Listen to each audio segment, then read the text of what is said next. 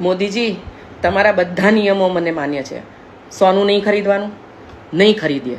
અમારી પાસે જેટલું સોનું છે ને એ બી દેશ માટે દાન કરી દેશું. તેલ નહીં વાપરવાનું. અરે શાક અમે ઘીમાં બનાવશું, ઘીમાં. તેલ એક બુંદ નહીં વાપરીએ. વિદેશ યાત્રા નહીં કરીએ. અમે પાસપોર્ટ જ બાળી નાખશું. પેટ્રોલ અમે ફરવા જ નહીં જઈએ. અમે બધું ઓનલાઈન મંગાવી લેશું. પણ એક વસ્તુ, તમારા શબ્દો પાછા લઈ લો. વર્ક ફ્રોમ હોમ આ આદમીઓ સાથે અમે નહીં રહી શકીએ. 24 કલાક એ તો બિલકુલ ના રહેવાય. અમને કોરોના કાળ યાદ આવી જાય છે. એ યાદ આવીને કંઈક થઈ જાય છે. અરે સાસુ સહન કરી શકશું, પણ એક જ માણસમાં સાસુ, નણંદ, જેઠ, જેઠાણી બધું નહીં સહન કરી શકીએ. તમે તો એકલા રહ્યો છો. તમને શું પ્રોબ્લેમ છે? અમને ફસાવી દો છો હંમેશા.